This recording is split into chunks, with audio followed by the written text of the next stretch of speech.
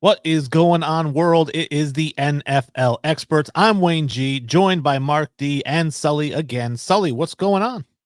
I mean, it's my Christmas right now, man. We got the combine started off, and we're getting ready tomorrow to get all the results and all this stuff going on. It's exciting time right now, man. And how about you, Is it Mark? one of those Excited to things be where a you go Broncos fan? sad after Christmas?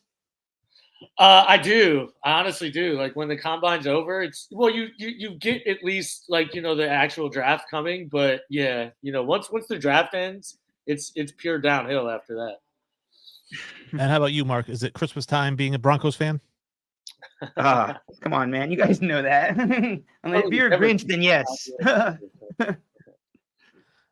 Well, things are going okay for me. I have a little story to tell in just a moment. First things first, make sure you are following us on social media. That is at NFL Experts, plural, pod. NFL Experts Pod, NFL Experts Pod, at NFL Experts Pod, Twitter, Instagram, YouTube, TikTok.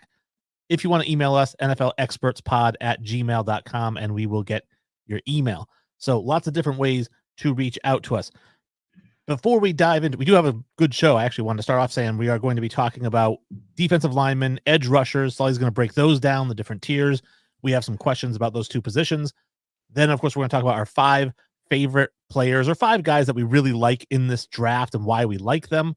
Maybe there's time for free agency. We'll see. And Mark has a huge gripe. We haven't done the 2-minute warning in a while. That said, I wanted to bring up something that I told these guys about yesterday.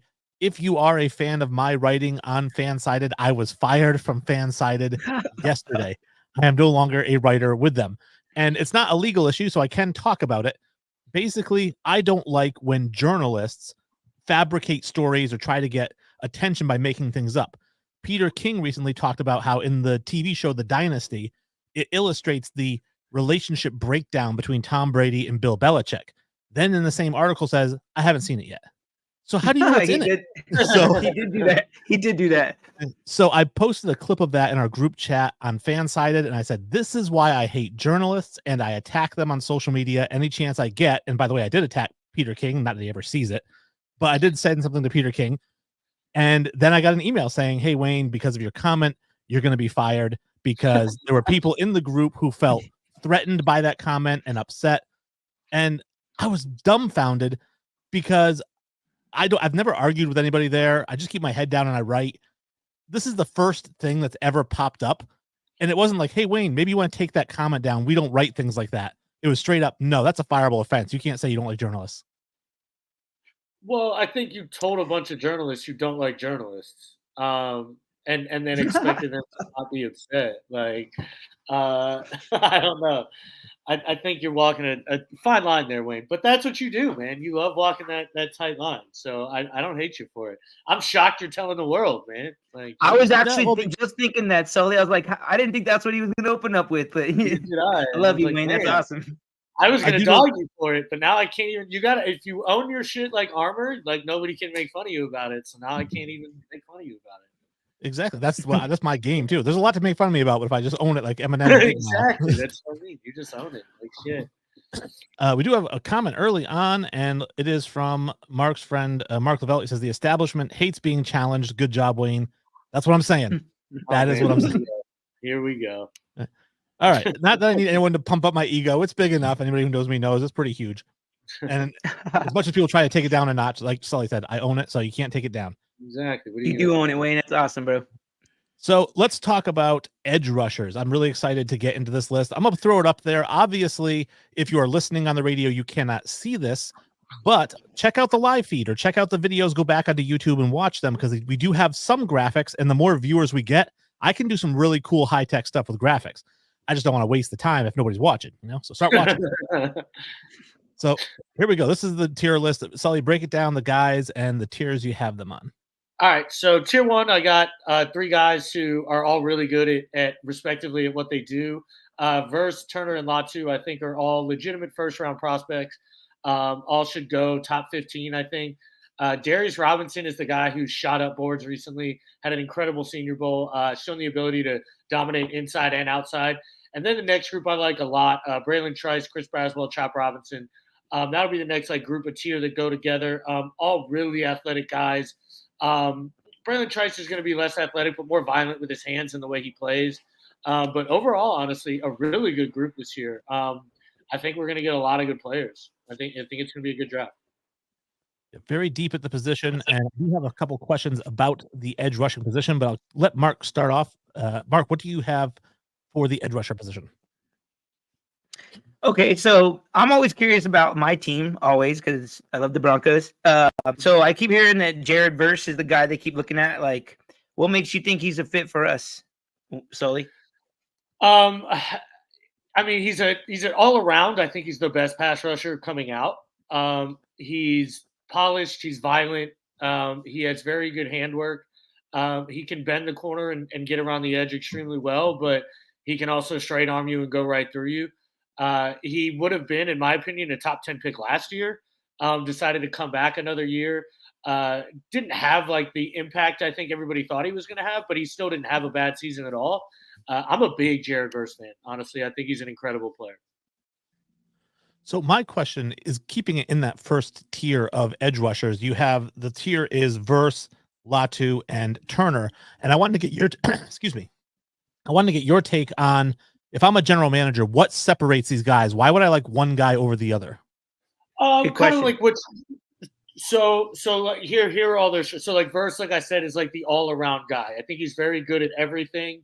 I think he isn't going to be the exceptional athlete. He isn't going to test off the charts, but he isn't going to fail any baseline measurables. Dallas Turner is going to test off the charts. The guy's going to be an athletic freak.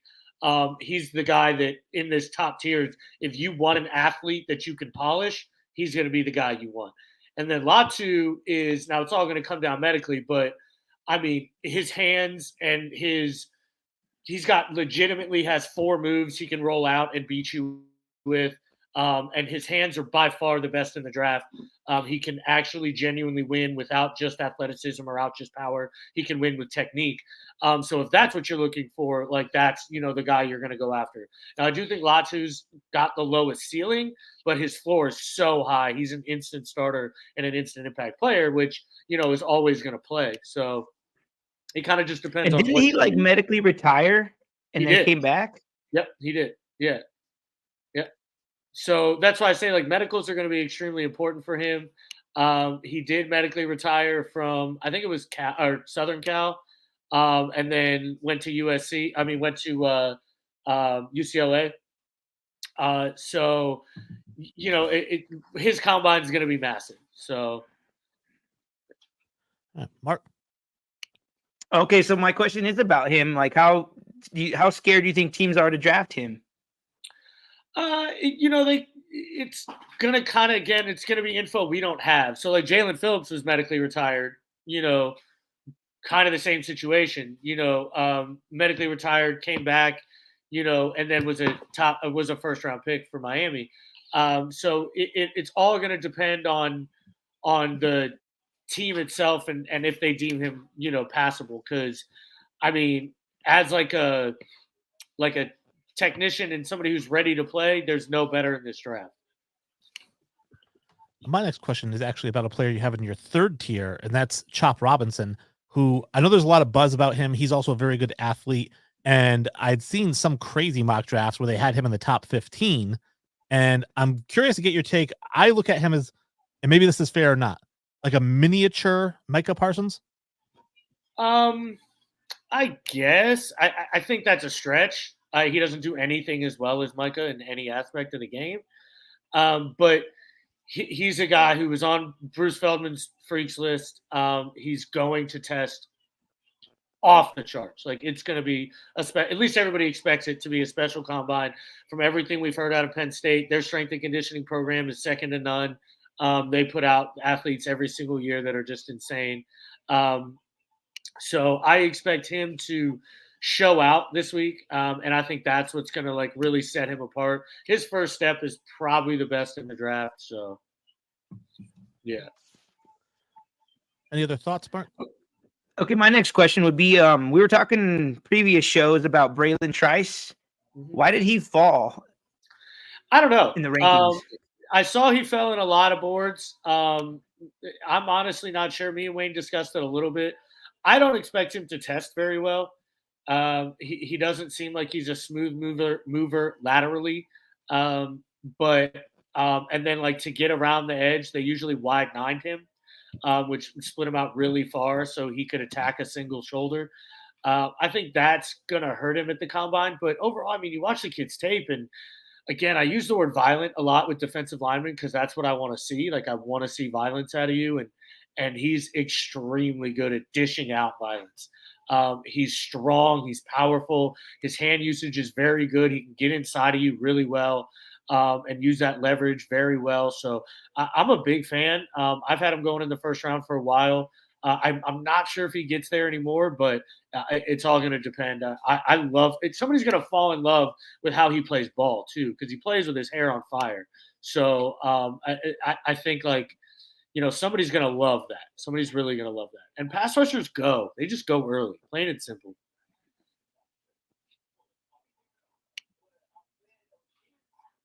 Now I have to ask this question. This is my third question and the last one I had, but we talked last week about the interchangeability of tackle and guard and how guys will move around. There are things that differentiate whether you make a tackle or guard. If you're 6'8", there's no 6'8" guards. You're going to play tackle. So my question for you is this: what makes an edge rather than a defensive end or a linebacker? So in today's game, you have to. There's so many like variances of defenses and things like that. So an edge player is a defensive end. Like Dallas Turner is a defensive end, but he's also a linebacker. If you play him in a linebacker, is that kind of system. I think Jared Verse can do it as well. Latu, I think, is stuck as like a 3-4 end, and that's just because of his movement skills more than like his size. Obviously, like a guy like Darius Robinson, who's 290. He's a 4-3 defensive end. He's your standard 5 tech, but he can also play inside. Him, I don't see at all standing up and being defensive. I mean, an outside edge in a 3-4 scheme. But like Braswell is somebody who is probably just a 3-4 end. Chop Robinson is probably somebody, who's just a 3-4 linebacker.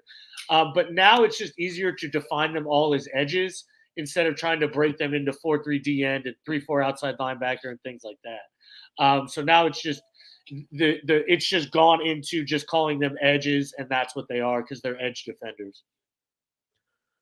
And Mark, did you have any thoughts? That was my next question. Actually, is why is it called edge now? Like, why is that the new like verbiage for the NFL? And you gave a great explanation of why. Man. Yeah, it's just easier, truthfully. With somebody like Tampa, who's runs a 3-4 scheme, but then drafting defensive ends and things like that, to play outside linebacker. So it's tough. You just call them edges, and it's just so much easier. It's honestly easier. All right. Well, let's talk about some of those guys who are not labeled as edges, and that would be your defensive linemen. I do have another graphic, and I'll throw it up there. And again, we do have tiers. So who do we have for defensive linemen? So tier one's Byron Murphy and Jerzon Johnny Newton. That's probably going to change now, honestly. I'll tell everybody why coming up. Tier two and by himself is Darius Robinson again. This kid shot up boards, and honestly, we're going to talk about him later because he's one of my most liked prospects now. I love the kid. Chris Jenkins and Tavondre Sweat are your true nose tackles. These guys are going to be your zero tech and occupy blockers. And then Braden Fisk and Mason Smith are sleepers, in my opinion. I think they're both going to be really good ball players. I wouldn't be shocked if they go early day two. I think they're really talented kids. I love Braden Fisk's tape. I really do. Well, I'll go with the first question here. I only have two questions. But my first one, and I know you alluded to it a little bit, and you did talk about it before we came on the air, which was the difference between Newton and Murphy. Let's say medicals aside, you can talk about that as well. But before the medicals, what was it that was setting Murphy ahead of Newton on so many draft boards? Wayne, you stole my question. It's fine. He's probably going to have the best combine of an interior defensive lineman ever. We are expecting an incredibly special combine out of Byron Murphy. Truly special things. He's built like a true interior player. He's not undersized in any way, but he's going to move like guys who are undersized for the position. He's strong. He can hold up at the point of attack. I think he was poorly utilized in Texas and at Texas and just the Big 12 in general. They run so much spread and things like that it's difficult for interior players to have like a true impact. But I'm a big fan of Byron Murphy. Now Johnny Newton, I love him as well. I think he's probably more like more like all-around player because he can stop the run, I think, better than Byron Murphy. But again, rushing the passer is what makes an impact, and Byron Murphy isn't bad at it. So, but Johnny Newton probably plays the run a little better, but rushes the passer a little worse. So, take your pick. But he just got apparently coming into the combine, he had surgery in January on a foot injury, a Jones fracture. And honestly, that hurts him. It really does. Byron Murphy is going to come out and show out this week, I think. And then Johnny Newton's not going to be able to do anything. I think that's going to push him down a lot of boards. You're just going to hear Murphy's name a lot this next week. All right. Well, Mark, do you have a second question? I do. Can you throw up his rankings one more time? Sure. I will throw that up. Okay. So my question is, out of all your top rankings, like PFF has one of their top guys is Leonard Taylor. I don't even know anything about this guy, but how come you don't have him ranked and they do? Not everybody's going to agree on players and things like that. Leonard Taylor's a good player. I think he's extremely like one-dimensional. I think he's strictly kind of just a pass rusher relying on athleticism right now. He shoots gaps extremely well and has a good first step, but beyond that, I don't really like his game. Why does PFF like him? That's up to that's for them to tell you. I can't speak for PFF. He's undersized. I'm just giving you reasons why I don't like him. He's undersized. He's built like a big linebacker and not like a defensive player. Interior defensive lineman. He just doesn't have good hands. He's not violent. If his responsibility is the A gap, he'll shoot, the A, but then end up in the next A gap, shooting too far and overshooting. Again, there's too much about his game I don't like for me to have him over these other guys. No, I like your opinion. I was just curious why they had him ranked so high. Yeah, I wish I knew. Again, athleticism plays in this league, and he's gonna, test extremely well. So it's kind of one of those things. He rushes the passer extremely well, which again is the trend in this league right now. But I'm just not a fan of his overall game. It'd be difficult for me to take him, early day 2, things like that. I can see third round, but anything more than that, I think I'd be hard pressed. I'm curious how deep the class at defensive line is. We know that edge rusher is a very deep class, but I'm curious, how deep does defensive line go? And a second part of that question is, how big is the gap from your tier 1 to tier 3 defensive linemen versus your tier 1 to tier 3 edge rushers? Oh, that's a good question. So I think like Byron Murphy's, the separation's bigger from Murphy to Chris Jenkins. And also they do much different things. Like I said, Jenkins and Sweat are true nose tackles. They're only 2-down players. So it's tough for me to like compare them that way. Maybe it's easier to, compare a guy like Brandon Fisk or something like that in that tier because he's a further gap there. But, again, still a talented player. I think the gap's shorter in edge. I love Dallas Turner and Jared Verse and things like that, but I also really like Braylon Trice. I really like Chris Braswell. So I think the gap's bigger at interior, and it's also not as deep. I don't think interior defensive line is as deep. I think after, the end of day 2, I think you're pulling at straws there. Okay. All right. My next question, like we were talking about Braylon Trice and how he fell.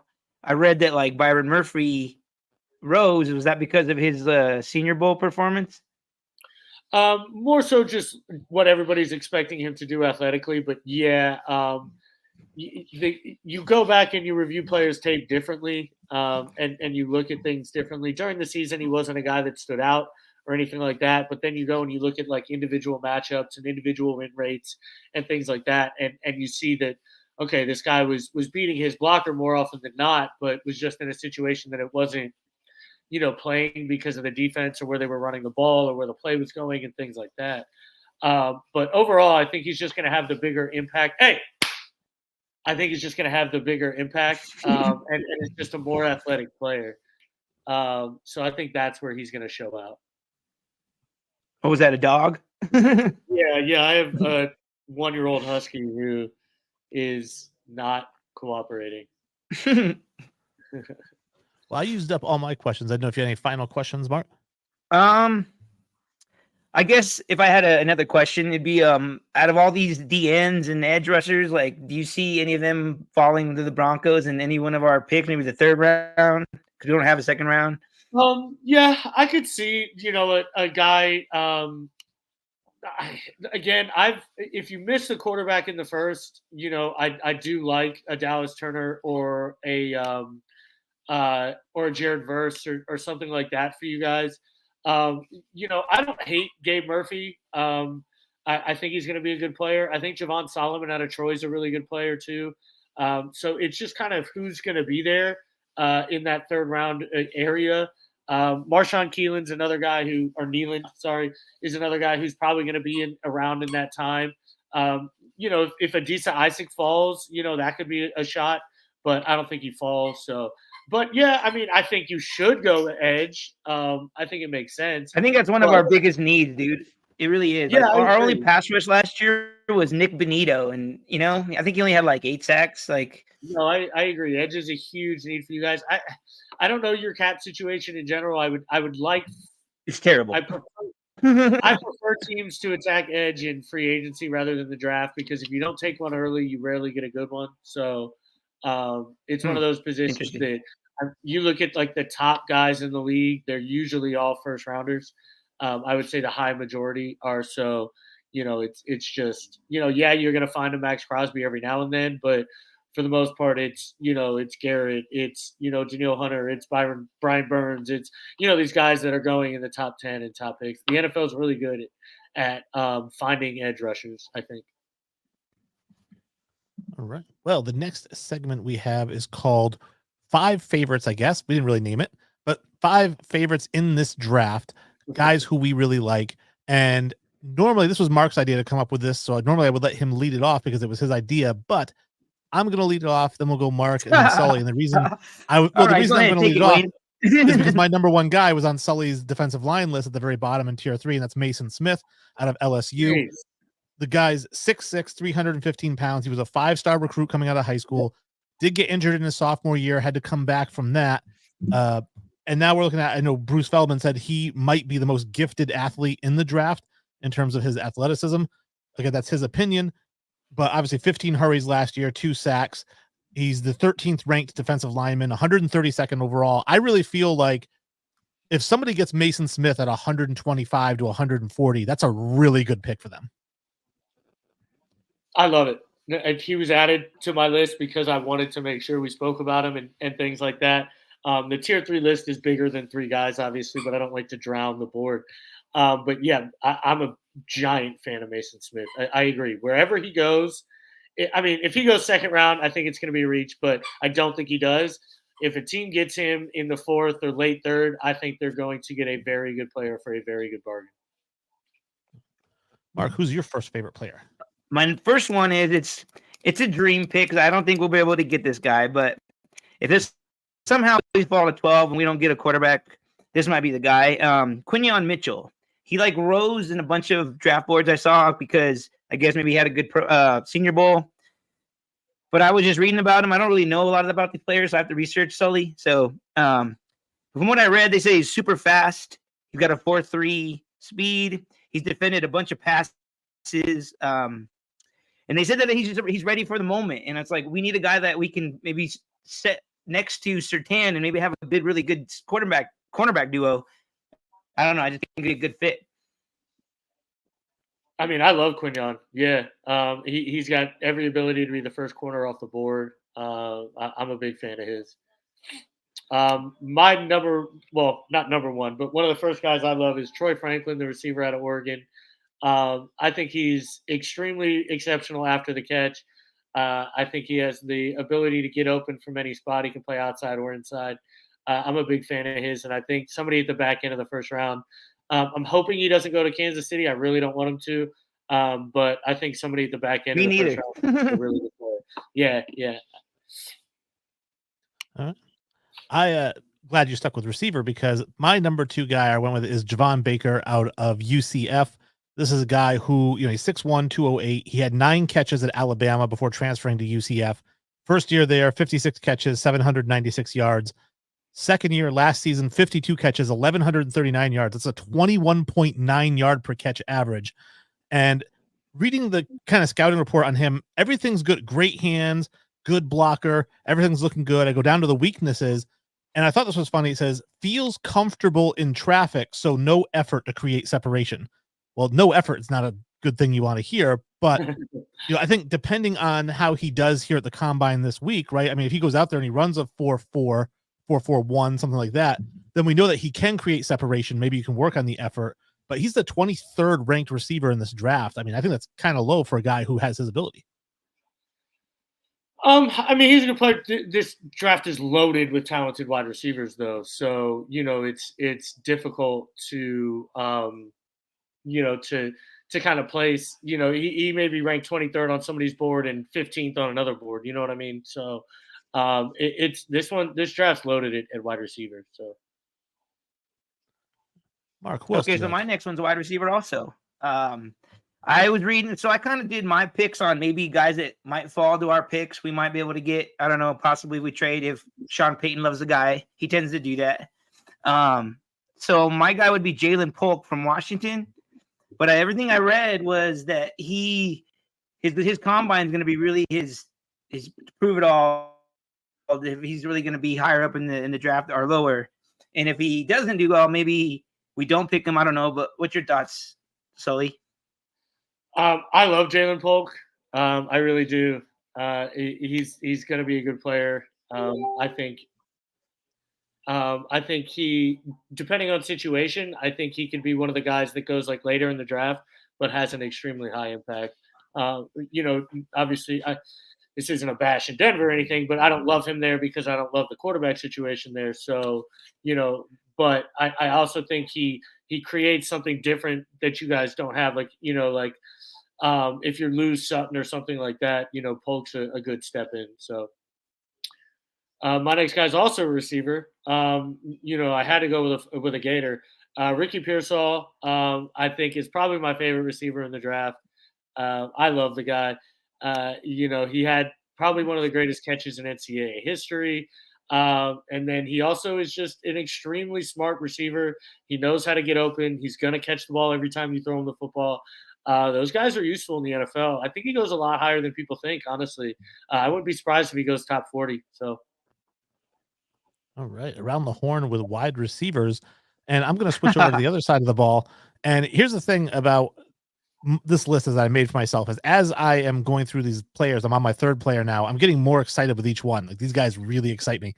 Now I watch tape on these guys, not as much as Sully, obviously not as much as scouts or anything like that. And I'm not an expert by any means. Like I don't necessarily know exactly what to look for, but I know if I see something I like, I'm like, I like that. And then I start to like that player.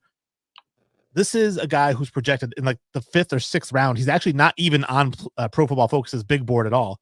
And that's Elijah Jones, the cornerback out of Boston College. He's 6'1", 181 pounds, maybe a little bit skinny.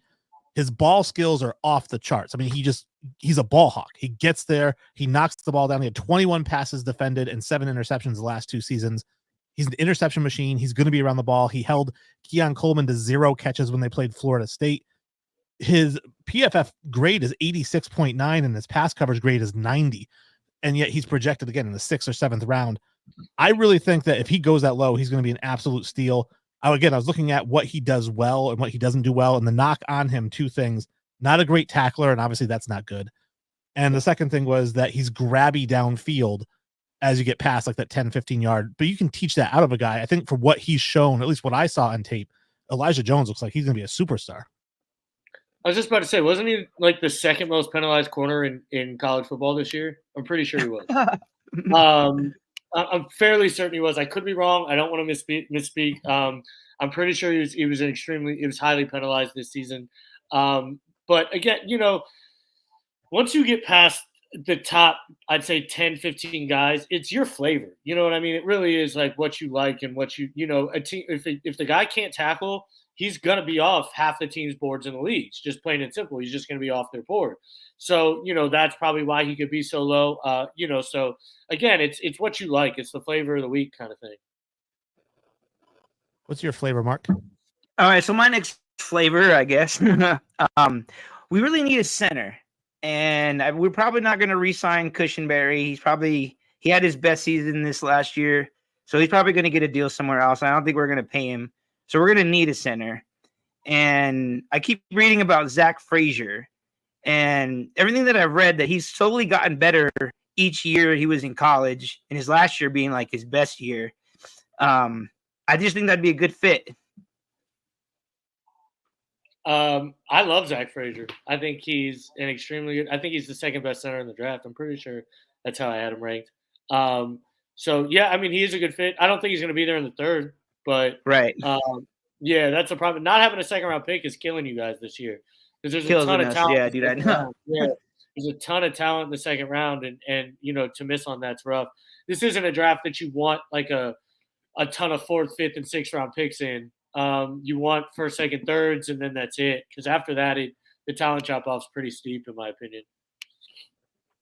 My next guy is probably going to be the first linebacker off the board, but I think he's just the prototypical kind of modern day linebacker. I love watching him play. Edgerrin Cooper. I'm just such a fan of his game. He plays with his hair on fire, but he plays so like in the moment. Like he plays like he would be out of control, but he's so in control. I love watching him play football. I think he's, like I said, I think he's going to be the first linebacker off the board. And I actually think he's going to really have a very good combine too. So I can't wait to see him run. I'm glad that you had Edgerrin Cooper because I almost added him to my top 5 list. I like him a lot as well. In fact, I wrote a thing about the Cowboys when Micah Parsons came out and he said, these are the types of guys I want, a downhill linebacker and an interior lineman. Edgerrin Cooper was a guy I had them for the linebacker position. Yeah, I think he's, like I said, I'm a big, big, big fan. And I think he's just such a perfect modern day backer too. So, and it's wild because they've been so undervalued for so long or like having a good linebacker wasn't very important. You know what I mean? You could fill in with a lot of guys. And now you go and look and you pretty much have to have a good one that can cover or else you get exposed in the middle of the field. So like, it's wild to see how it's turned around like that. My fourth player is another guy who, to me, watching the tape, jumped off the page, and actually the knock on him is hilarious to me, and I'll get to that. But that is Alabama defensive lineman. He's listed as an edge, Justin Aboigbe, who is 6'4", 292 pounds. According to Draft Buds, he's going to run a 4.9. We'll see what he actually runs here at the Combine. 64 tackles last season, 11.5 for a loss, 17 hurries, and 7 sacks. And every single snap that I watched of this guy, he was just pushing offensive linemen back. It didn't matter who they were playing, whether it was LSU or Georgia. It didn't matter. Like, he was just unblockable, it seemed like. And again, when I wrote down the knock on him was that he dominates on athleticism against offensive linemen. He won't be able to do that in the NFL. And I think, well, that's true of everybody in college. Your good athletes are going to dominate with athleticism. When I think athleticism, his strength, his speed, his agility, those are things that are going to translate to the NFL, not hamper him because he has those.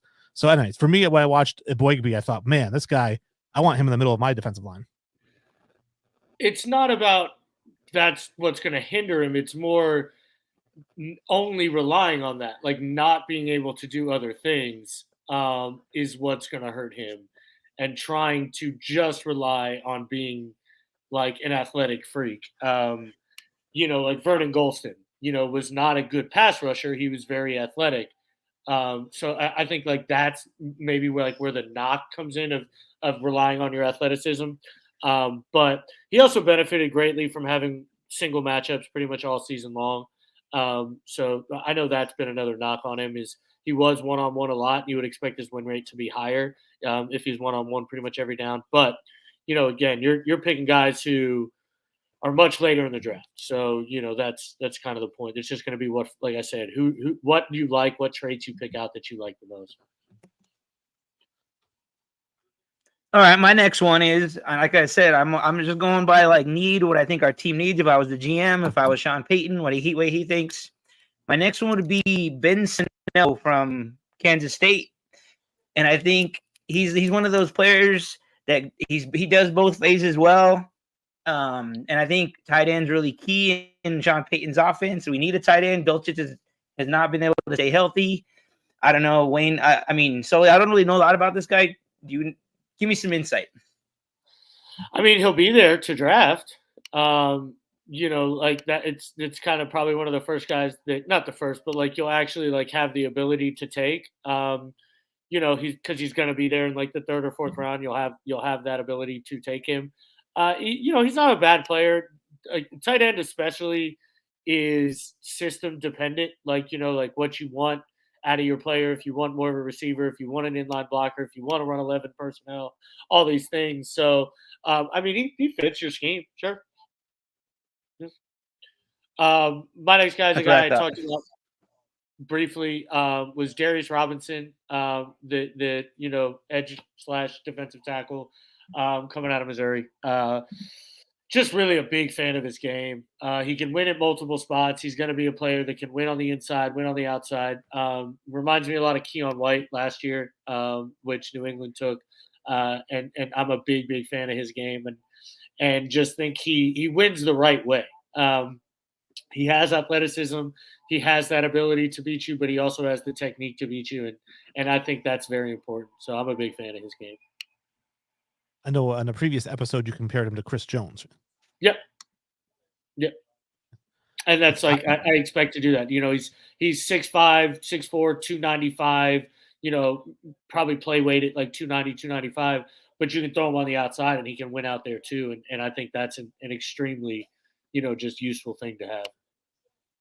Now, I wanted to ask this question before we get into our last players for you, because obviously we all do mock drafts. And I know when I do my mock draft, and I don't know how similar it is to an actual NFL draft room, the thought process.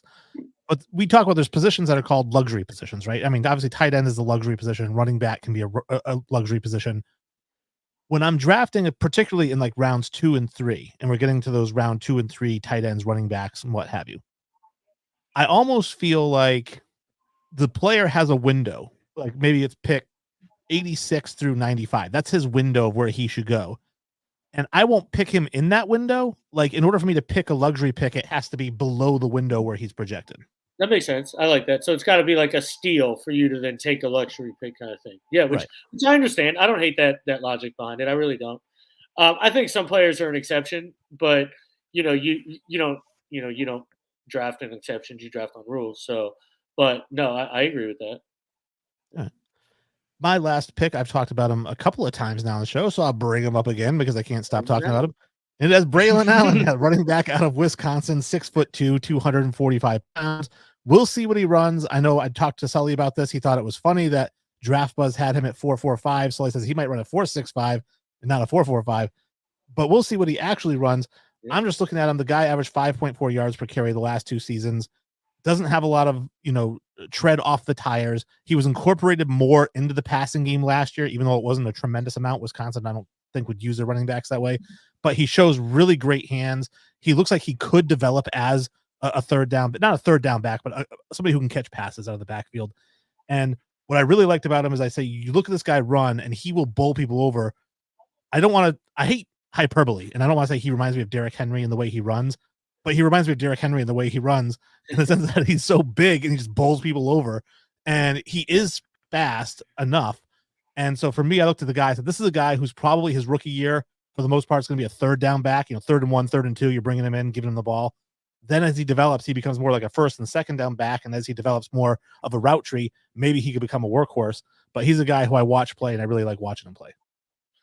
Yeah, I mean, it's funny that one of the guys that I, follow and pay a lot of attention to during the combine actually wrote a blurb on him and saying he expected him to have a very good combine. So we'll see. He's a guy that's being talked about in circles right now. So, I think he's probably going to go pretty early, earlier than I think he should go. All right. Mark, who's your last guy? Okay, my last guy. Okay, so I've noticed with the Broncos, they've kind of had a trend of drafting Ohio State players like defensive ends, defensive tackles.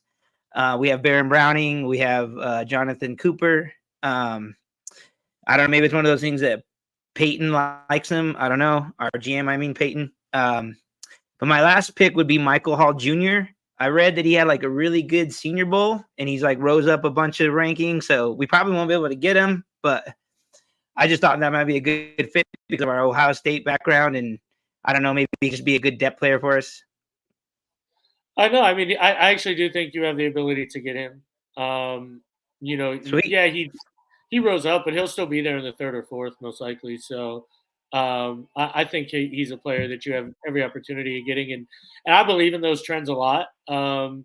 If I'm deciding between two guys and I see that, a certain player or a certain team likes to draft a certain school or things like that, I go with it. So, yeah. My last guy is Tyler Nubin, the safety out of Minnesota. I love this kid. We're probably going to talk free agents later, and one of the big things about Tampa is keeping Antoine Winfield there. Even if we do, I would love to see us grab Tyler Nubin in the second, pair those Minnesota safeties together. I think his game is flawless. He's more of a free safety, but I think he can play strong, and you can move Winfield and Nubin back and forth between each other. But I honestly don't see a bad spot in his game. But safety is just, it's a luxury position in my opinion. So, it's one you shouldn't like target early, but even still, second round for him, I think is going to be a really good addition for our team. I do have a question about Nubin because I am quick to make fun and I'm slow to give props. But I will say that in Mark's mock draft, when he did that, I actually thought that Tyler Nubin to the Green Bay Packers was my favorite pick in your mock draft because I thought it was such a great pick there. But I wanted to ask you, Sully, safety's kind of Thanks, Wayne. not a pick that they would normally pick in the first round, but it is a good fit, would you say? It's a great fit. They would never do it. Green Bay is a team that has defined rules on what they take in the first round. I have them taking a safety in the second round, but they have 2 second rounders, so I think it makes more sense then. In one of my mocks, I think I actually had them taking Nubin in the second. So, it's obviously I love the fit. I love, getting a safety there. And it's a good class. I think it's a really good class to get one. Cam Kitchens, Cam Bullock. I think there's a lot of good players. So, I think it makes sense for them to do it. They're a team that will not ever, ever, ever draft the safety in the first round. And I do not talk just because the safety position or just defense in general. They only draft certain positions. They're very specific on they only draft like key positions in the first round. They draft defensive line edge players. They draft offensive tackles and corners is really all they take in the first round. You can go back and look. I think the last skill position player they took in the first round was Javon Walker in 2001 or something like that. Jordan Love. What? Oh, Jordan Love, but quarterback. I apologize. Quarterback is not a skill position in my opinion. But so yes, they take quarterbacks in the first round because they take Aaron Rodgers and things like that. My apologies. That was given, but my apologies, it wasn't. But yeah, so they will only take certain players in certain spots. They just won't do it. It's just their philosophy. All right. Well, that is our 5 favorite players for today. We're going to see after the combine, we might have 5 different favorite players, depending on how some of those stats pan out. But Mark, I will let you lead off this segment. Another one that Mark came up with, which was 2 guys you would like to see your team sign in free agency. And obviously we could just take the top 2 guys. Like it's like, hey, who would you want your team to trade for if you could trade for anybody? Well, Patrick Mahomes. But realistically, who are your top 2 targets in free agency? So, Mark, I'll have you kick things off with the Broncos and who they would take in free agency. Okay, so I've been reading a lot. We talked about it off show. L'Jarius Sneed. I know, Sully, you said he was tagged, but I also read that the Chiefs are opening to maybe trade him. I don't know for sure, but I keep reading that the Broncos maybe might want to get him either. I don't know, either to pair with Surtain or to maybe trade Surtain. I'm not sure what they're thinking, but that's what I've been reading. So I guess that would be my first one.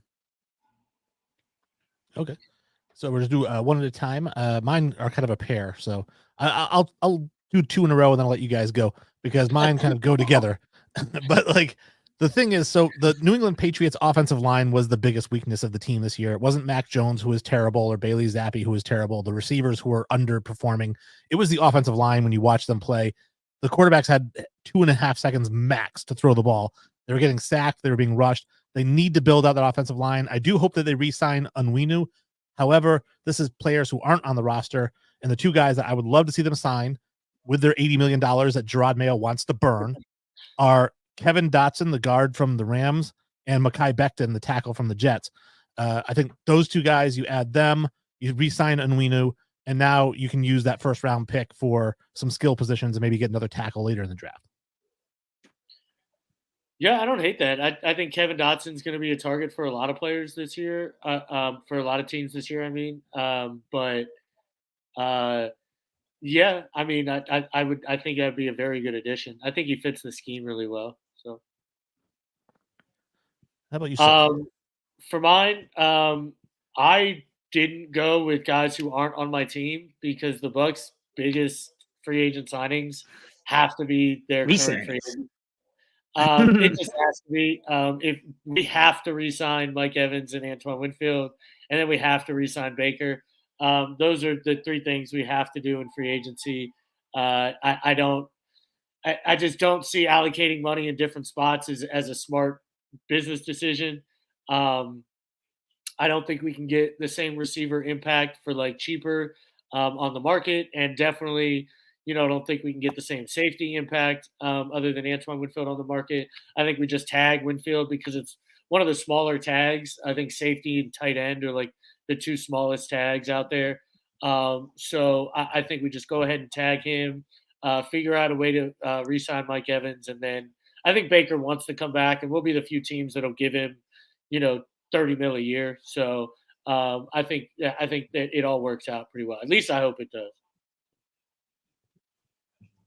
How about you? Okay, so mine are kind of two that are together. Say what? Oh, no, I said last. Okay, my last two together. Okay, so my last one is they're kind of like it all depends on the situation.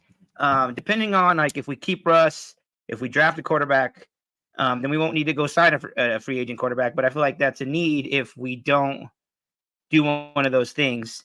So my two would be either Jameis Winston, Sam Darnold, or quarterback, because I feel like Jameis Winston was already in Peyton's offense, so that might just be a connection there. And I keep hearing Sam Darnold does because he kind of rehabbed his career in San Francisco. He might be a good stopgap for our rookie if we draft a rookie quarterback. And my next one would be Josh Jacobs. And the reason I say this is because before Peyton first got here as our coach, he was he's really in love with Josh Jacobs. He loved his game. So I kind of thought that might be a guy that we might go after because our running backs are mediocre. They're just average. We need somebody better than that. And I think in Sean Payton's system, it's really a lot of heavy run game, and we're going to need somebody better than the guys we have. And so maybe he goes after Josh Jacobs. All right. Well, I will say you're getting a little skippy, but we'll see if you can get through this next section because I know this was something that you wanted to talk about, which was something that's really bothering you that you saw on Twitter and you shared it with me, and I agree with you, but why don't you take it? Okay. So earlier on Twitter, I saw this guy post a trade scenario, because all this talk is going on right now for the draft. And he mentioned trading Josh Allen from the Bills to the Bears for their first 2 first-round picks. And it's just so asinine and unrealistic to hear these scenarios. And it just honestly, Wayne, you're the one that kind of got me on this. Like, I've kind of gotten more annoyed as you've told me about your annoyance. So it just and that's why I had to text you about it earlier, because I was like, what in the hell is this? I'd like to hear your view on it, Wayne. Well, my view on it, obviously, it's asinine because it would be $150 million over the cap for the Bills. But that's not my big thing. My big thing is what I call TikTok behavior, which is people saying anything or doing anything for 5 seconds of relevancy. And they say it like, come at me, bro. Hey, I think Patrick Mahomes is the 7th best quarterback in the league. Come at me.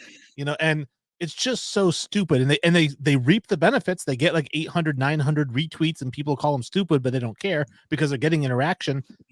But like I said, it's called TikTok behavior because obviously we could go out there and wave our dingalings at the, friggin' intersection and we could probably get a few views, maybe, but we'll see. But I just think that it's lazy. And I know Sully will attest this because we did try this once. I don't know if Sully remembers, we did like a fake Adam Schefter report about Julio Jones going to the Patriots.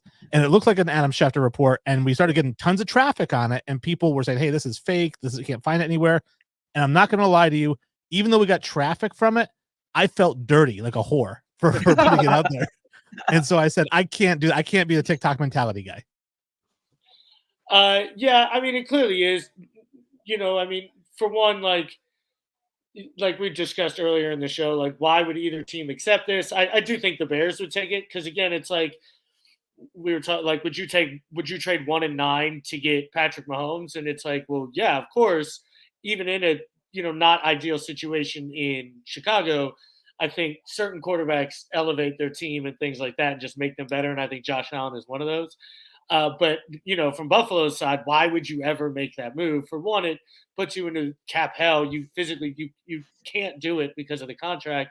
And then secondly, why hit the restart button on a guy who's not even 30? Like, it just doesn't make any sense. And like he said, people do it just to get a reaction. They know it sounds ridiculous. Like, they know it doesn't make any sense. Like, why, if Chicago's doing that, why not trade 1, 9 and next year's 1 for Patrick Mahomes? And it's like, well, because the Chiefs wouldn't do that. Like, that's why. Like, yeah, of course, anybody would put up 3 first-rounders for Mahomes, but why would the Chiefs take that? Like, so, it's ridiculous. And I actually love the term TikTok mentality because that's what it is.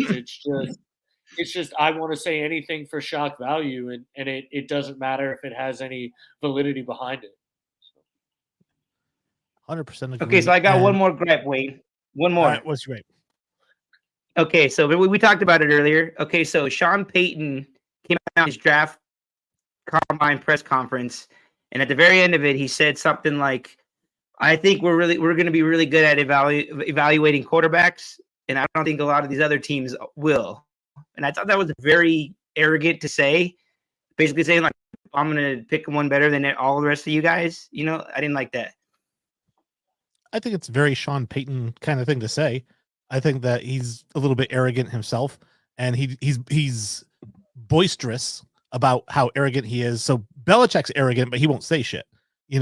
Payton's arrogant, and he'll let everybody know. So I think that's in line with his character.